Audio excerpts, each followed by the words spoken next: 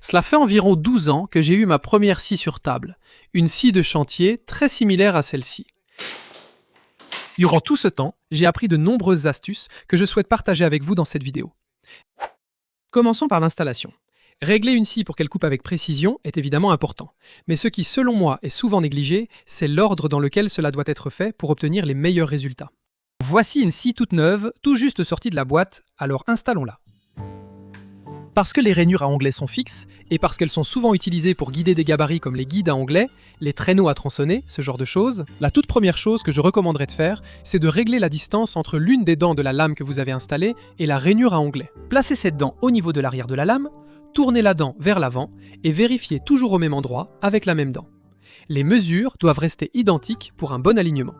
Selon la scie que vous possédez, cela signifie que vous allez soit déplacer très légèrement le plateau en fonte, soit bouger les tourillons en dessous, soit ajuster les vis de réglage interne pour déplacer le moteur, comme sur cette scie de chantier.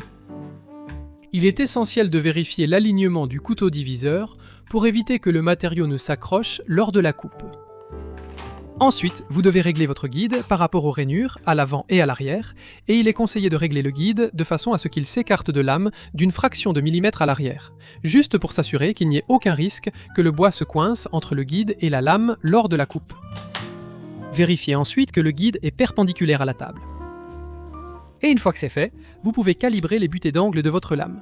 Je vous recommande d'utiliser un rapporteur d'angle numérique pour cela, mais vous pouvez aussi utiliser une équerre fiable. Calibrez ensuite votre guide à onglets pour qu'il soit perpendiculaire à la lame. Ajustez la hauteur de la plaque d'insertion pour éviter que le matériau ne se coince devant. Et enfin, calibrez votre repère de mesure pour le guide parallèle. J'aime le faire en le réglant soigneusement à une distance précise, en effectuant une coupe, puis vous pouvez l'ajuster en conséquence.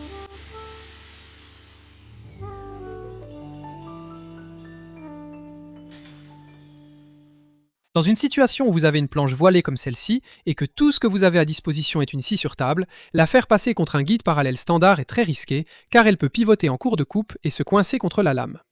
Ma méthode préférée est de prendre un morceau de panneau, ici une chute de MDF de 18 mm, je veux vérifier que les bords sont parfaitement droits, ce qui est le cas, puis je vais régler le guide de ma scie sur table, juste pour couper l'épaisseur du trait de scie, donc 2 ou 3 mm.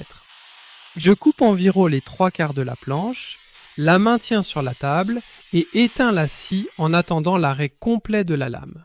Je peux maintenant retourner la planche, l'insérer par l'arrière, aligner la coupe avec le couteau diviseur et la fixer sur la table. Je peux maintenant placer le côté concave de la planche voilée contre le bord en MDF. Il faudra peut-être répéter l'opération selon la déformation, mais j'obtiendrai ainsi un bord parfaitement droit, comme le ferait une dégauchisseuse, qu'on appelle jointée aux États-Unis. Il est important que la planche que vous utilisez pour cela soit suffisamment longue pour que les deux extrémités du côté concave maintiennent la planche dans une trajectoire droite au-delà de la lame. Je peux maintenant utiliser ce bord redressé contre le guide pour couper l'autre côté. J'ai maintenant deux bords droits et parallèles sur cette planche. J'ai préparé une autre planche voilée pour vous montrer une méthode différente. J'utilise encore une chute de MDF et j'aligne la partie à couper avec le bord de cette planche. Il vous faut une méthode pour la fixer à la planche. J'utilise juste quelques vis à l'extrémité, car lors des coupes en long, je recoupe souvent la pièce à la bonne longueur après. Mais dans une situation où vous ne voulez pas ajouter de trou à la planche, vous pouvez utiliser l'une de ces pinces de maintien qui se vissent simplement sur la planche. Maintenant, je vais régler le guide afin de pouvoir coincer cette planche de MDF entre le guide et la lame, le verrouiller et je suis prêt à faire la coupe.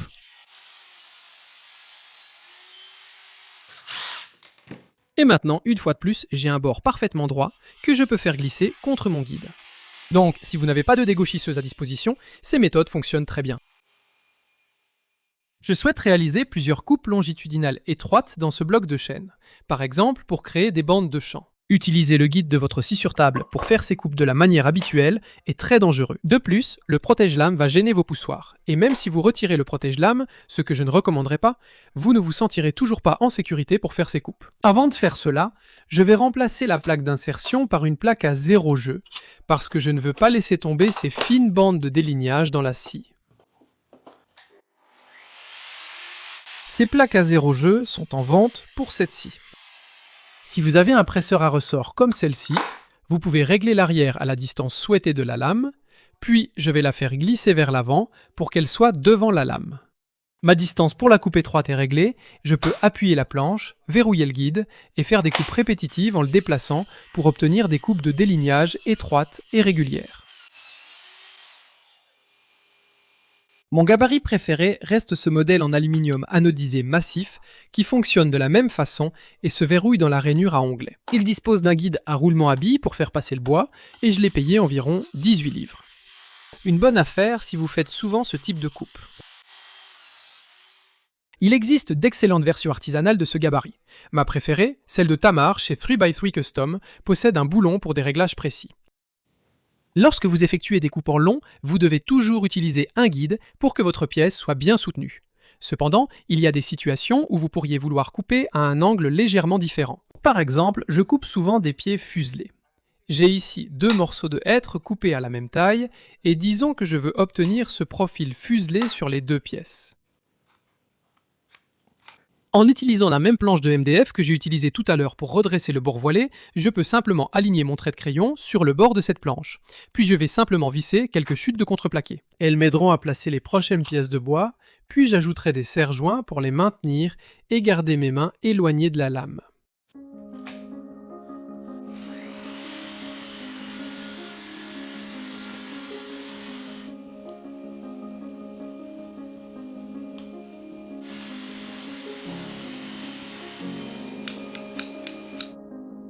Couper une longue planche comme celle-ci en deux de cette façon, en la passant contre le guide, serait une très mauvaise idée. Ne poussez jamais une planche latéralement contre le guide si le bord contre le guide est plus court que le bord que vous faites avancer vers la lame. Si je coupe en suivant ce guide, le bois risque de se tordre, de se coincer dans la lame et de revenir vers moi. Donc, vous devez toujours utiliser quelque chose pour soutenir votre travail. Cela peut être un guide d'onglet comme celle-ci, un traîneau à tronçonner ou un traîneau à panneaux qui sont excellents pour couper des planches plus larges. Comme vous pouvez le voir, celui-ci a un guide à l'arrière plutôt qu'à l'avant, ce qui vous permet de couper pratiquement aussi loin que vos bras peuvent atteindre. Vous trouverez des centaines de modèles différents de traîneaux à tronçonner sur YouTube, dont beaucoup prétendent être les meilleurs, souvent avec des accessoires intégrés comme des rails en T, des butées, des dispositifs de maintien, des bras d'extension. Mes propres gabarits ont tendance à être assez basiques parce que je préfère simplement passer mon temps à réaliser des projets plutôt qu'à fabriquer des gabarits. Il existe cependant une autre façon de faire des coupes transversales en toute sécurité, surtout sur une scie sur table comme celle-ci. Car si j'abaisse cette goupille, vous verrez qu'elle possède une table coulissante, ce qui est une caractéristique géniale et peut être utilisée en combinaison avec le guide d'onglet. Dans cette vidéo, j'ai utilisé l'évolution R255 TBL+, et vous vous souvenez peut-être que j'avais déjà testé cette machine face à un concurrent il y a quelques années. Imaginons aussi que j'utilise une scie sur table qui n'a pas de support de sortie intégré, mais que j'ai besoin de faire une coupe longitudinale sur une longue planche comme celle-ci, qui mesure environ 2 mètres ou un peu plus de 7 pieds. Je commence à faire cette coupe. Lorsque la majorité de la planche dépasse à l'arrière, l'avant se soulève vers moi, ce qui devient dangereux. Donc, ce que je vais faire, c'est ce que j'appelle une coupe longitudinale, puis je retourne la planche et je refais une coupe longitudinale, et c'est la façon la plus sûre de procéder. Quand je sens que le poids de la planche veut basculer, je la maintiens fermement sur la table, j'éteins la scie, j'attends que la lame s'arrête complètement, puis je retire la planche. Je peux ensuite la retourner à 80 degrés, commencer la coupe longitudinale depuis l'autre extrémité de la planche, et ainsi terminer la coupe. J'ai ici 2 morceaux de pain peints de même dimension et disons que je veux faire un assemblage à mi-bois pour les assembler à un angle de 90 degrés comme ceci. Je veux trouver le centre ici pour régler la hauteur de ma lame. Et voici une méthode plus efficace pour le localiser sans aucune mesure. Je vais ajouter un bloc au guide parallèle devant la lame et ça va être mon bloc d'arrêt, de sorte que lorsque j'avance la pièce, elle ne se coincera pas entre la lame et la butée. Je vais couper à 45 degrés jusqu'à l'extrémité. Retourner la planche et refaire la même coupe, ce qui me donnera un point central parfait pour régler la hauteur de la lame. Pour ces coupes, je dois remplacer le couteau diviseur par un modèle à profil bas. Ceci est un autre accessoire disponible à l'achat et il vous permet de faire des coupes non traversantes pour des situations comme celle-ci où vous ne voulez pas couper complètement à travers une planche.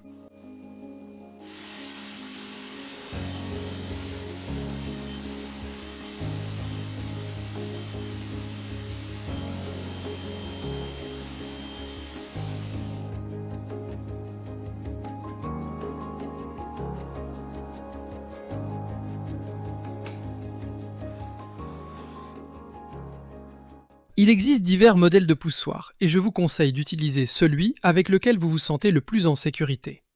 Nous sommes responsables de notre sécurité. Personnellement, c'est mon préféré pour plusieurs raisons. Avec ce poussoir, je peux mettre tout le poids de mon corps grâce à la position de ma main. Je ressens ce qui arrive au bois en coupant. Si je perçois des vibrations ou des signes de coincement, je maintiens fermement et j'éteins la scie en sécurité. Alors qu'avec ce type de poussoir, je me sens moins connecté à la pièce de travail et j'ai simplement l'impression d'avoir moins de contrôle. Comme il a un devant assez long, il est aussi meilleur pour maintenir la pièce bien à plat sur la table pendant la coupe. En fait, j'utilise quand même les deux types. Parfois j'utilise celui-ci pour avancer la planche et l'autre pour maintenir le matériau contre le guide. Ils sont aussi utiles pour couper des objets plus petits et délicats, car je peux garder mes mains plus loin de la lame. Une chose à noter avec ce type de poussoir, c'est qu'il faut toujours les fabriquer en contreplaqué, car si vous le faites en bois massif et que le fil du bois va dans cette direction, vous allez avoir un point très faible au niveau de la poignée ici, et cela pourrait casser pendant la coupe, ce qui est vraiment dangereux. Peu importe le poussoir que vous choisissez, l'endroit où vous le positionnez est important. Une erreur courante que je vois, c'est de le pousser par ici. Je suppose que les gens pensent que c'est plus sûr parce que votre main est plus éloignée de la lame. Le problème, c'est que vous tordez la pièce de bois vers la lame et même avec un couteau diviseur, cela reste très dangereux. Donc, ce que vous devez faire, c'est positionner votre poussoir plus près de la lame que du guide, mais appliquer une force en diagonale pour pousser la pièce de bois contre le guide. Si jamais quelque chose devait mal se passer pendant que vous faites la coupe, votre main va se déplacer dans cette direction, loin de la lame. J'ai une plaque de fibre dure de 3 ou 4 mm d'épaisseur. Un problème que vous pouvez rencontrer, c'est que le matériau glisse sous le guide, ce qui est potentiellement dangereux, mais en plus, vous allez obtenir une mauvaise coupe, de travers. Assez curieusement, avec ce guide, cela ne semble pas poser de problème. Alors que sur ma scie sur table à bâti fermé, vous verrez que c'est un problème et que cela m'a déjà causé des soucis auparavant. Fabriquez un guide martyr à fixer au guide principal pour combler l'espace, tout en gardant la liberté de mouvement du guide. Si vous avez une de ces serre-joints pour rail de guidage, vous pouvez faire cela simplement en perçant un trou sur le bord. Si vous n'avez pas de pince comme celle-ci, une excellente astuce consiste à utiliser un boulon en U standard, à en couper une partie, à ajouter une simple rondelle en bois et à utiliser soit un écrou papillon pour le fixer au guide. J'ai plusieurs gabarits et traîneaux ici près de ma scie sur table principale, et celui que j'utilise le plus, c'est mon guide à onglet. J'ai acheté celui-ci en remplaçant ma scie à onglet et je n'ai jamais regretté ce choix. C'est un guide à onglet haut de gamme et cher, doté de butées d'angle indexées et d'une excellente fabrication. Pour moi, l'investissement en valait la peine. Ensuite, celui que j'utilise le plus, c'est mon traîneau à panneaux mentionné plus tôt. Je m'en sers davantage qu'un traîneau à tronçonner, qui est celui-ci. On voit la poussière qu'il sert peu. Je l'ai utilisé pour des coupes à 45 degrés, donc il n'a plus de trait de scie à jeu nul à 90 degrés. Mais je ne m'en servais jamais vraiment pour cela. C'est mon gabarit pour queue droite. J'ai une vidéo expliquant sa fabrication. Il fonctionne très bien et me donne des queues droites parfaites quand j'en ai besoin. Il y a celui-ci, c'est un gabarit pour fausses languettes de cadre et il se déplace en fait le long du guide de ma scie sur table. Cela me permet de couper une rainure pour fausses languettes afin de renforcer un assemblage à 90 degrés. Ensuite, je peux ajouter des languettes qui offriront une surface de collage supplémentaire et renforceront ces assemblages. Enfin, mon gabarit vertical. Celui-ci est utilisé pour positionner les pièces de travail à la verticale. C'est idéal lorsque je veux couper quelque chose comme un assemblage à renfourchement ou un assemblage à mi-bois sur une pièce large. Comme je l'ai dit, mes traîneaux et gabarits sont rudimentaires, mais fonctionnent pour moi. J'ai une vidéo dédiée aux lames pour la scie sur table, mais j'utilise généralement une lame de refente à 24 dents. Pour moi, la lame de refente offre une qualité de coupe suffisante, même pour les coupes transversales. J'utilisais souvent des lames combinées, comme celle à 40 dents, mais maintenant je préfère les lames de refente pour leur vitesse d'avance. Ainsi, je passe moins de temps à changer de lame, ce qui est pénible sur ma scie principale, car cela nécessite beaucoup d'outils et reste délicat. Évidemment, je n'obtiens pas une qualité de coupe aussi bonne, mais c'est un compromis que j'accepte souvent volontiers. Si je veux une coupe plus fine, je passe à une lame comme celle-ci à 60 dents. Et j'utilise régulièrement celle-ci, ma lame à dents plates de 6 mm, pour couper des rainures, des assemblages à doigts et aussi des fausses languettes. À ce stade, vous voyez sûrement pourquoi la scie sur table est l'outil principal de mon atelier. Merci d'avoir regardé la vidéo, j'espère qu'elle vous a été utile.